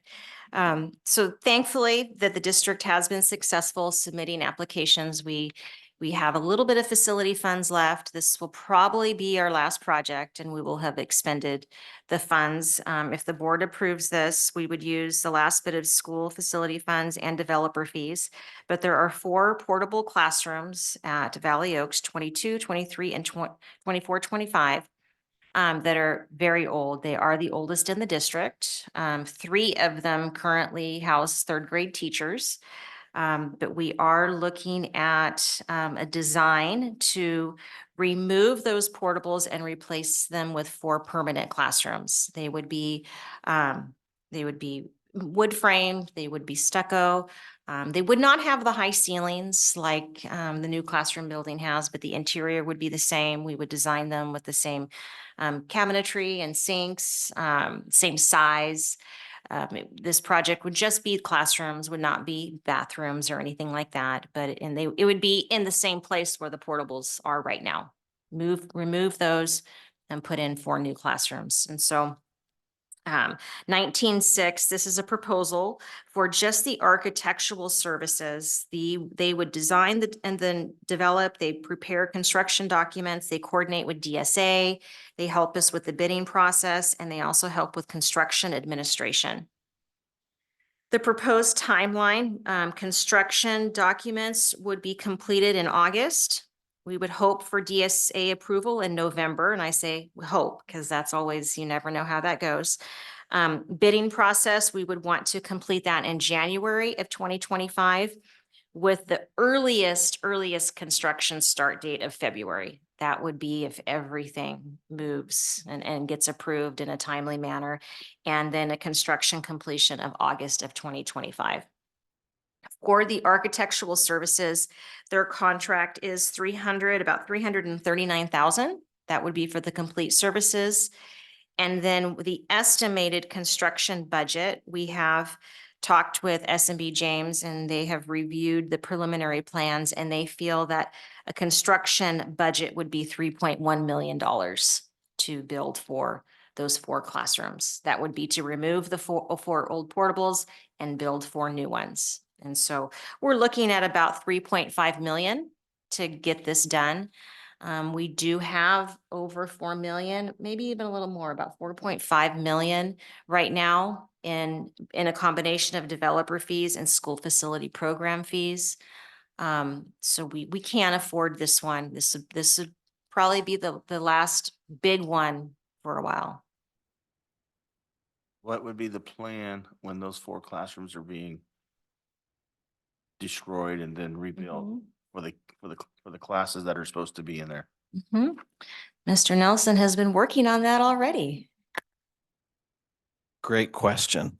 So we gave our 3rd grade team kind of the option, hoping that they would choose what we wanted them to choose, which they did, of staying in the classrooms until construction begins hopefully in February, or just preempting that and moving like over the summer right now into some other classrooms that we've made available. So they're going to move over the summer. One of the classrooms is moving with a little bit more urgency because she's teaching until Friday in her old classroom, and then teaches summer school in her new classroom on Monday. So, but with the exception of her, the other ones, we have a little bit more time with the summer. And so they'll be temporarily in other classrooms. And then when the new buildings, the new classrooms are built, they'll move back into them.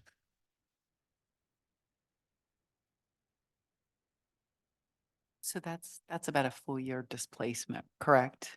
Yeah, they will move into, actually, they're moving into classrooms that are probably in better shape than what they have now. So regardless if this didn't get finished on time or for some reason, it's not approved, along the way, they're in a better classroom than what they have now. So it's a move that should probably go ahead and happen even if we weren't able to get those new classrooms for some reason.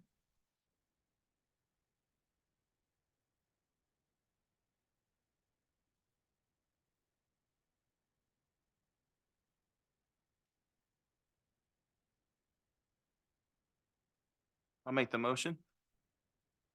I'll second. Thank you. I have a motion from Wesley Cagle to approve item number 232503, seconded by Casey Raboy. Tracy Skinner. Catherine Harper. Aye. Annette Kunze. Aye. Thank you. The motion carries unanimously. Item 232.5.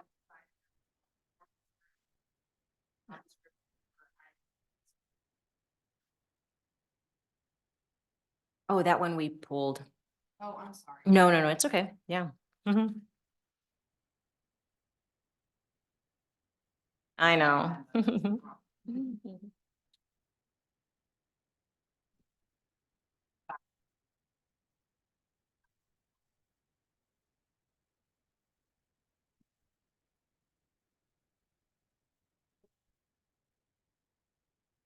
Right.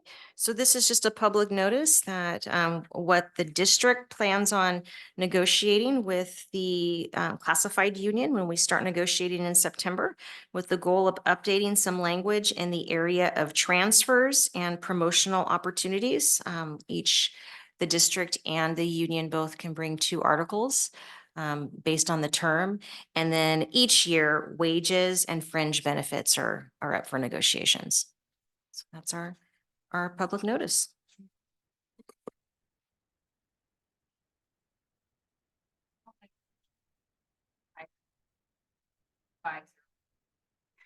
Thank you. Yes. No actions required, though. Oh, I'm sorry. Oh, yeah.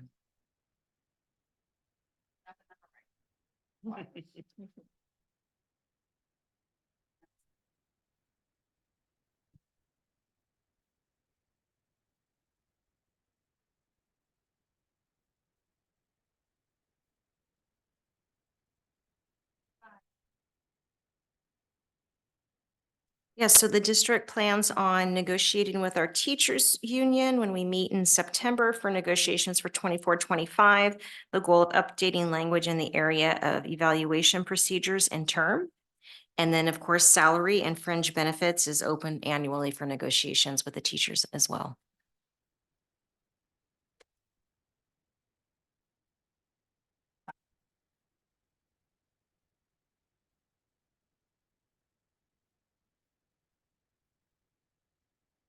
Yes, so GEFA would like to negotiate, this is their notice, they would like to negotiate with the district.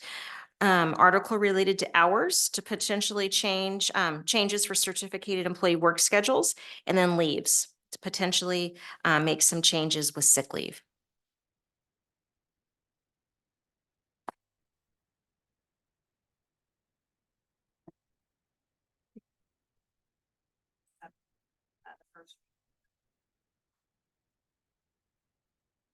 Thank you. We have quite a few. So each of us have a few that we'll just do some quick high-level summary. And then, of course, open for discussion. Just first reading, we'll bring these back to you next month for potential approval. I will start with Board Policy 3516, Emergency and Disaster Preparedness Plan, just updated to show that schools are required to include in our plans adaptations for students with disabilities. And we do that currently in our plan, but now it is CSBA policy. The next one is 4118, dismissals, suspension, disciplinary actions. This is to reflect new law based on a court decision, which held that the service as a union officer constitutes protected activity under the Educational Employment Relation Act for purposes of complaints of retaliation for union activities, and that retaliation for engaging in protected activities is prohibited. Board policy, a few of them here, 4140, 4240, 4340, bargaining units. Policy updated to clarify the use of employee organization. And policy is also updated to clarify public employee relations, opinions regarding when a district may restrict the wearing of union buttons, pictorial or written messages by employees. And then policy 4157, 4257, 4357, employee safety. Starting July 1st, 2024, districts are required to implement a workplace violence prevention plan. And we are currently working on that. We are working with Schools Insurance Authority. They have provided guidance and a template for us, and we will have that in place by July 1, 2024. Board policy 4218, dismissal, suspension, disciplinary action. This is very similar to BP 4118. Again, it constitutes union officers or protected activity under the Educational Employment Act for the purposes of complaints of retaliation for union activities. And the retaliation solely for engaging in protected activities is prohibited. So very similar. Board bylaw 9320, meeting and notices. This is to clarify that study sessions, retreat, public forum, any discussion meeting of the governing board must be held in a regular or a special board meeting. And also clarified when a board member can teleconference due to just cause. And so we still have that in place for a couple more years according to this board policy. And finally, for my area here, board policy or board bylaw 9323.2, actions of the board. This has been updated to add that the governing board may take action on a request by a board member to participate by teleconference due to emergency circumstances if it was not posted on the agenda, so long as there was not sufficient time to place it on the agenda. So you could take action to allow a board member to teleconference due to emergency situations, even if it was not posted on the agenda ahead of time. Thank you. All right. Thank you, Lois. It's my turn. So board policy 5144 around discipline. This is an update to current policy to reflect new law beginning with the 24-25 school year. A school cannot deny a student recess unless the student's participation poses an immediate threat to the physical safety of the students or one or more of the students' peer group. Board policy 6141.2, recognition of religious beliefs and customs. So this is an update to current policy. There's new guidance from the U.S. Department of Education on regarding constitutionality, protected prayer, and religious expression in public schools. Essentially, the new guidance is around staff shall not coerce students in a prayer or other religious activities as part of their official duties. However, when they're acting in their private capacity, they're not prohibited from encouraging student participation in personal prayer or other religious activity. Also, a school can't discriminate a club that uses a membership requirement of religion if other clubs have certain requirements that exclude students.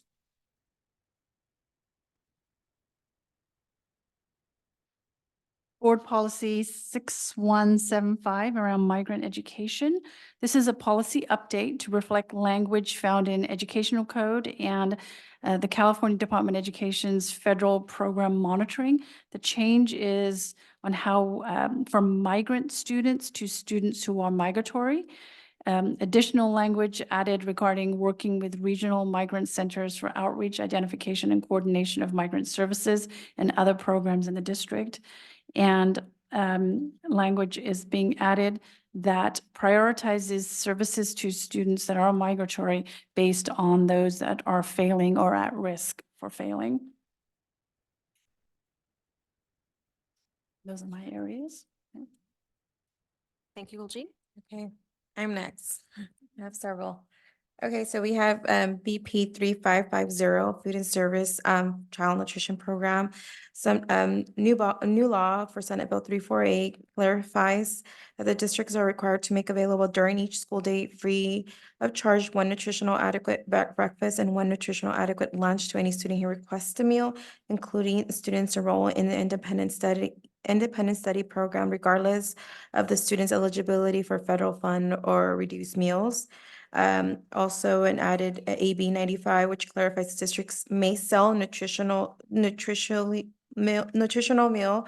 that qualifies for federal reimbursement to a student after they receive the free one.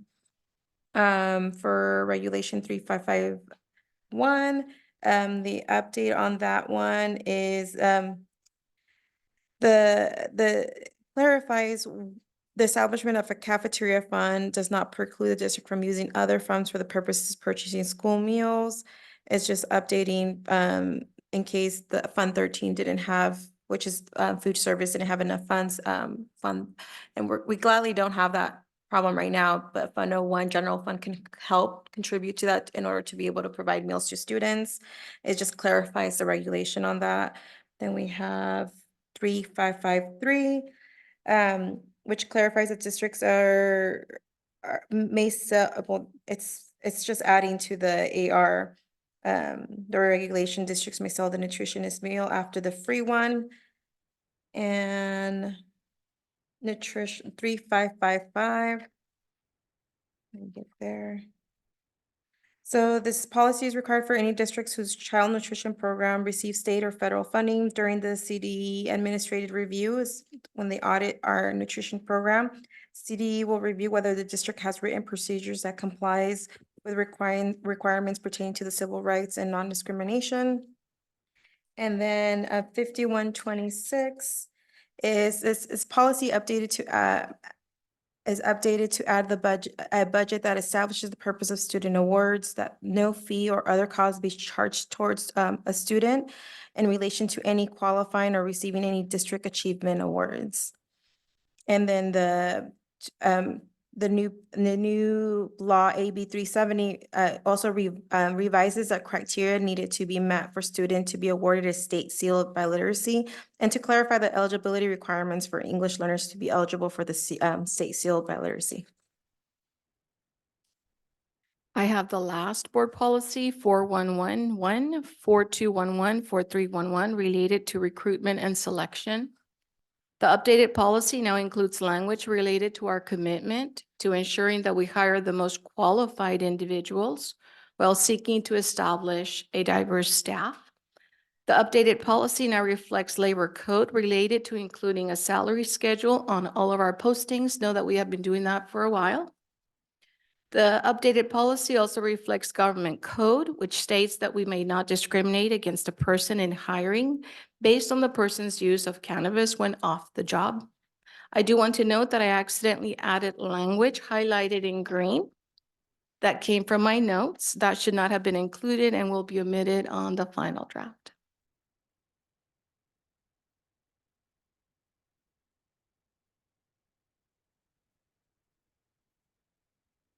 Just on the cannabis one, that I just want to say that probably the most important part here, that from my perspective, is it still retains the ability that employees cannot possess or be impaired by cannabis, or using cannabis while on the job. Absolutely. And that goes along with, alcohol also. The safety of the children, of course, is always our first priority, and the safety of the rest of the staff. So yes, it's still not allowed.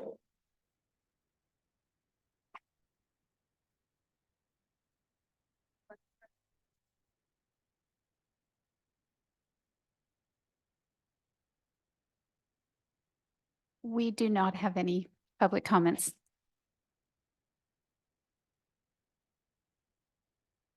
We don't. We crossed SRO off our list.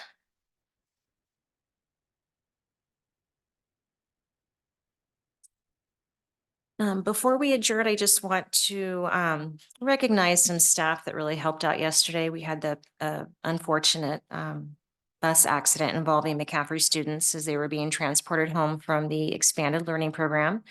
I wanted to thank our staff who did an excellent job on scene getting students reunited with their families.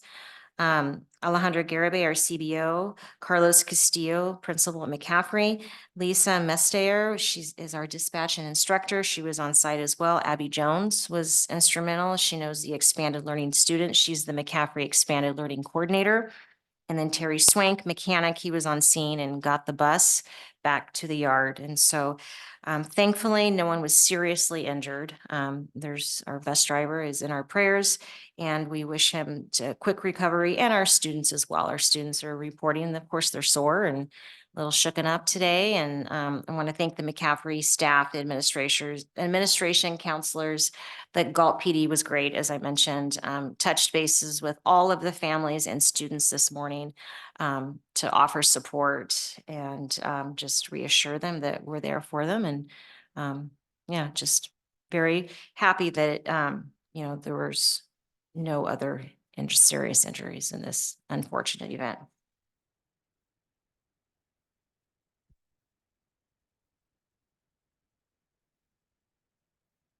Okay.